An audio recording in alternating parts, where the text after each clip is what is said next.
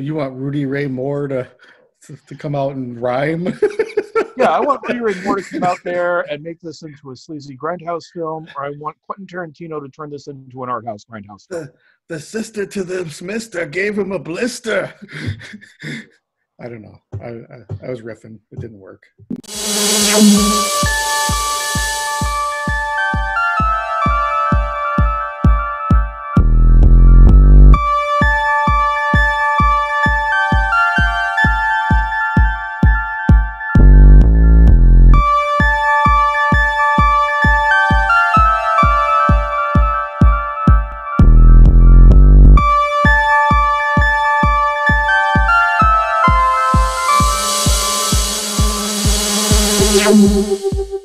We watched Map to the Stars.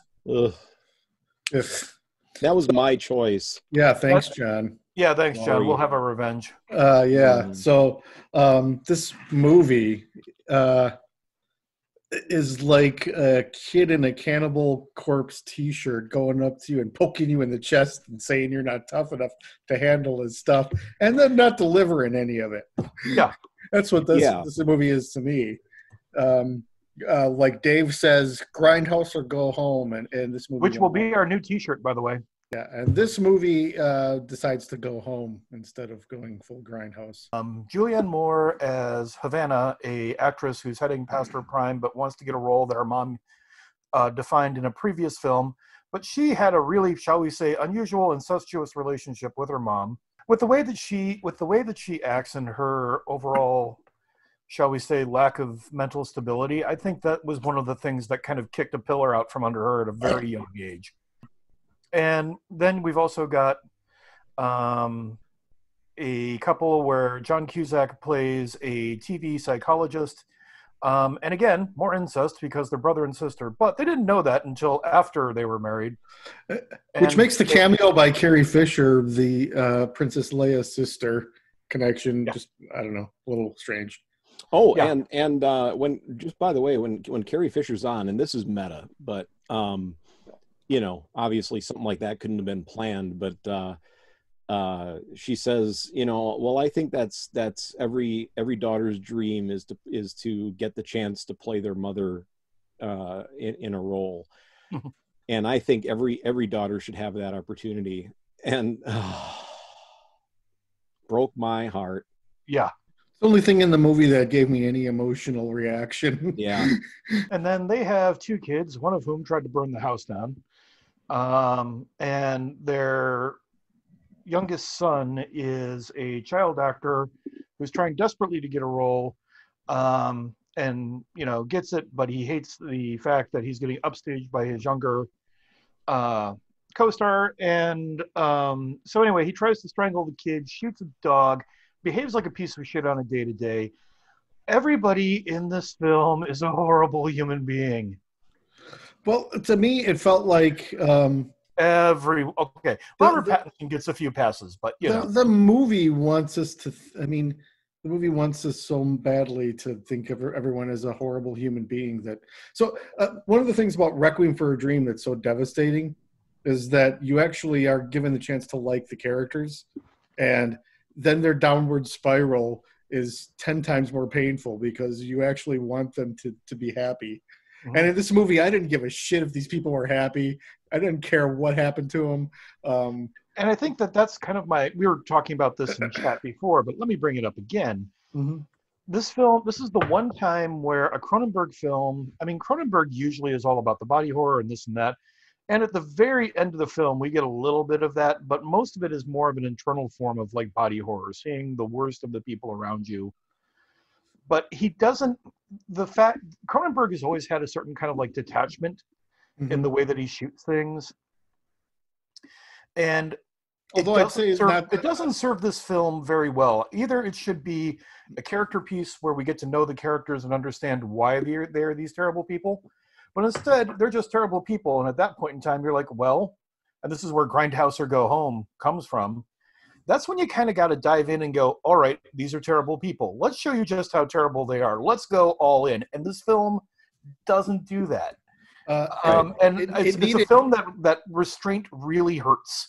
it needed Joe Esterhazy to write the screenplay from Basic Instinct and Showgirls, or maybe I know you hate Lars von Trier, but I feel like Lars von Trier This would could have actually fit a done Lars this. von Trier film.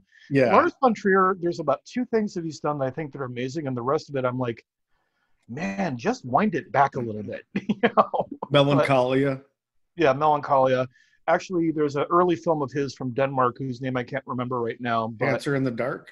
yes, no, not Dancer in the Dark. It's a different one where it's a detective story as the world I is haven't ending. seen that.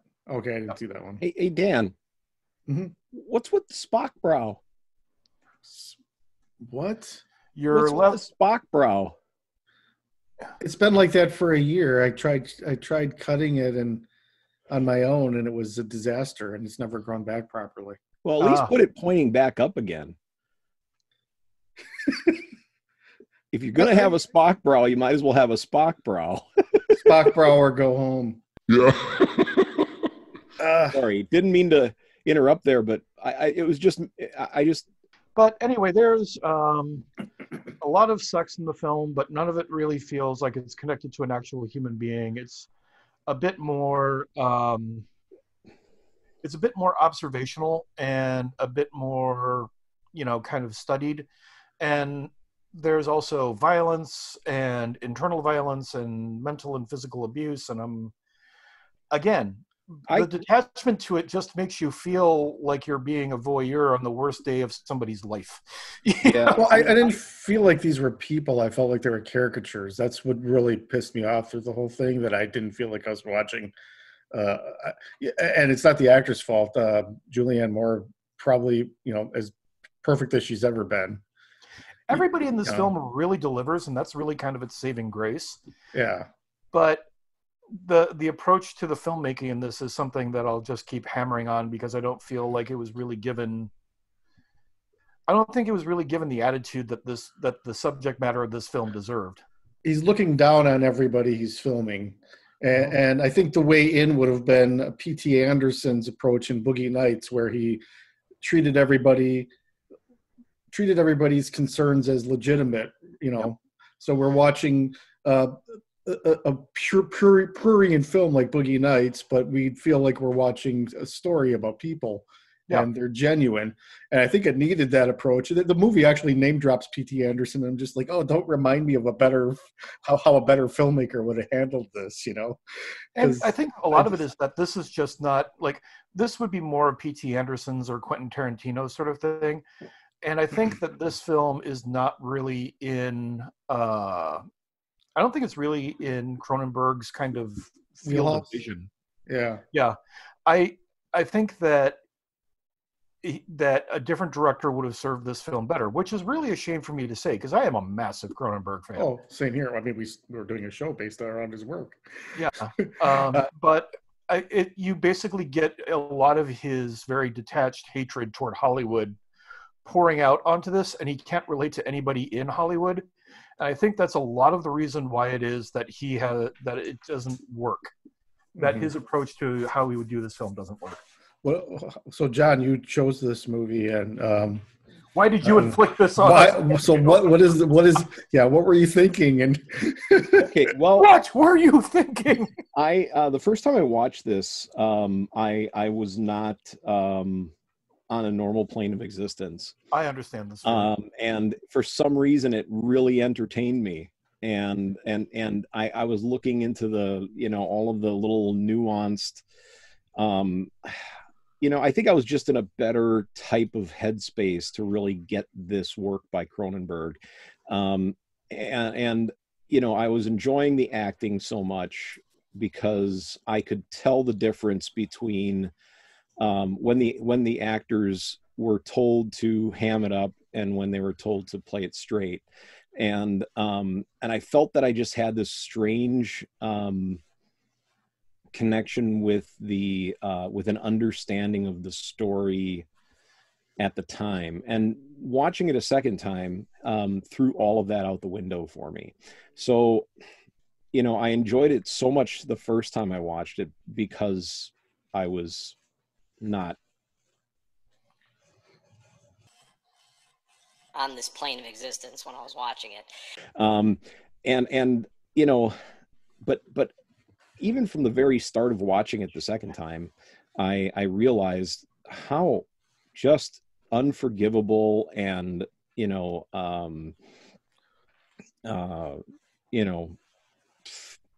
you just, there was no saving grace for anybody in this film. What I had a problem with is that it wants you to feel that way, but it doesn't. It needs to work emotionally if it's going to be that. It's supposed to be that devastating. It's not devastating. It's just not devastating. I never said anything about devastating. Right. Oh, I know you didn't, but I'm just saying its goal seems to be devastation, but its end result is just like, oh, I just spent 2 hours with a bunch of shitty people. I could have just.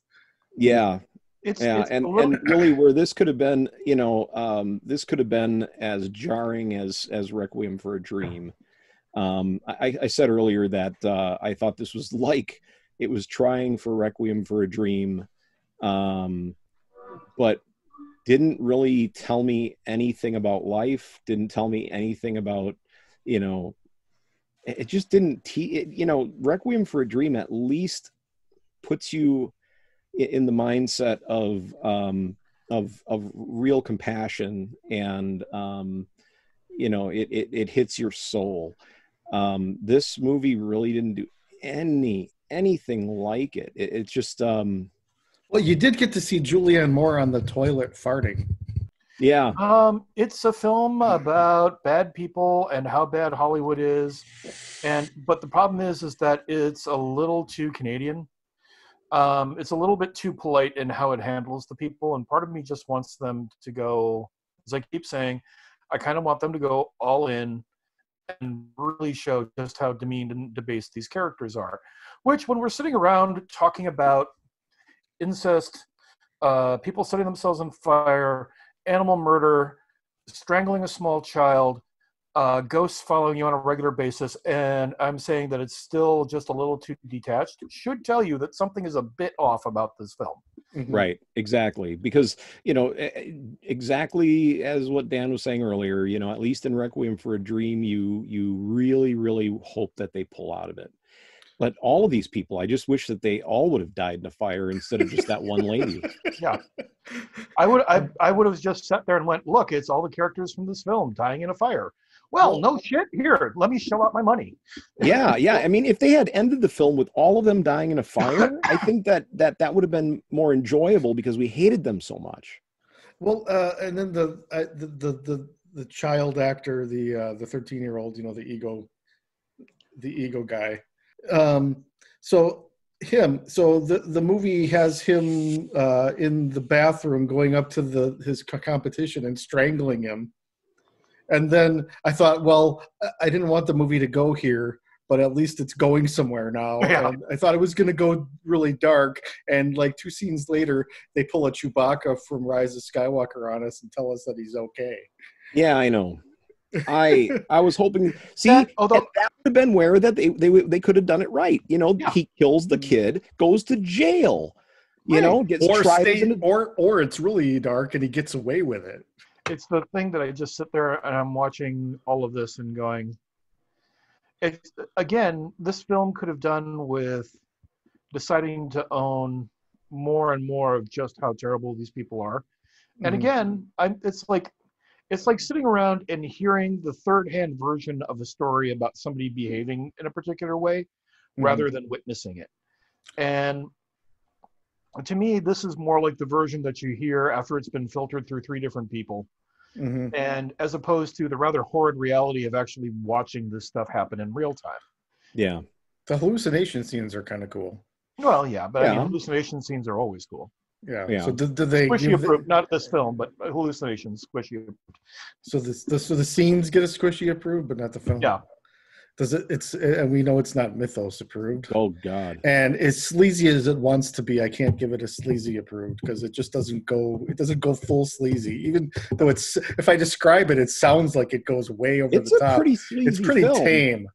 It's a sleazy film, but again, sometimes this film, as an observational piece, shows the sleaze, but what it doesn't do is land on a side.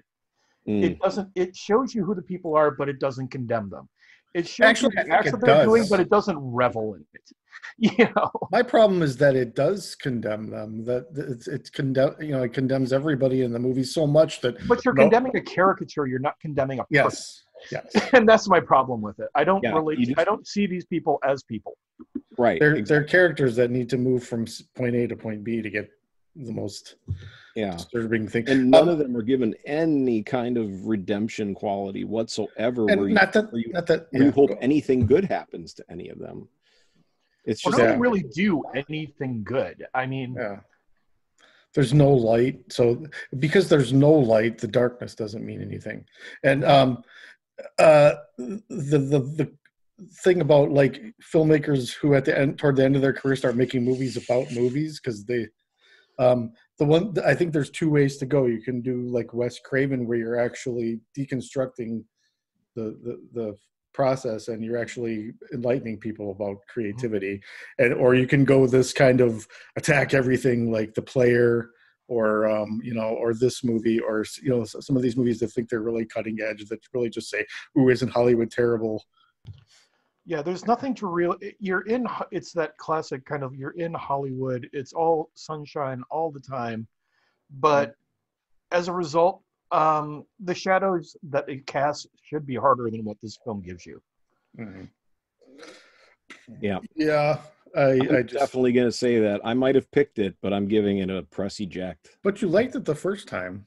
I liked it the first time, but if you can't like a film, okay. So in other words, what I'm trying to say is, if you only like a film when you are on a different plane of existence, it's not worth it. I like it. I like it when I can enjoy a film either way, but being on another plane of existence enhances the film. It's like, usually I do it the other way around. I'll watch a film and go, man, I love that film. I wonder what it's like on a different plane of existence. And this time you did the process backward, and it backfired. And it backfired. I got into the story and all the little meanings behind everything. So I think that Cronenberg maybe wrote it when he was really fucked up. Well, Cronenberg didn't write it. That might be. Or I mean, well, whatever. Yeah, I'm just saying that whoever wrote it. Yeah, Bruce Wagner, I think. Who has a cameo in the film, by the way. Really? Oh, he does? Who? Yeah, he's a limo driver. And David Cronenberg gave it the effort. He gave it the college try, and he's made way more good movies than I have. So he's allowed a stinker now and again. Yeah. And he's made one. Press eject. Hated this movie. Did I mention I hated it? I hated this movie. But tell us how you really feel. That's where I'm at. Anyway, yeah. Dave. I am totally on the press eject on this. It doesn't work. It could have been so much better, and I think because of the fact that you're looking at the possibility of what it could have been, it kind of kills everything else as a result of it. Well, how do you feel about Cronenberg's non-horror stuff? I actually like quite a bit of it. Actually, the end. Okay, if we're going to sit around and talk about a film, and this could have been I think this was a learning experience for him, because History of Violence and Eastern Promises are two of my favorite films of this century so far. Like, share, and subscribe. Buy our merch, because we'll use it to buy more and more beer.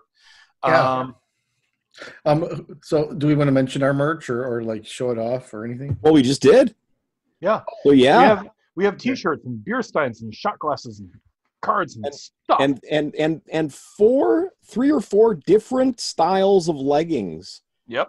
Yeah, So I like style one. From people that want to actually have my face up front on their crotch, and Dan and Dave on their buttocks, and us 3 blokes on their butt, all the way to just having a really interesting kind of cool design and U3B on your ankle.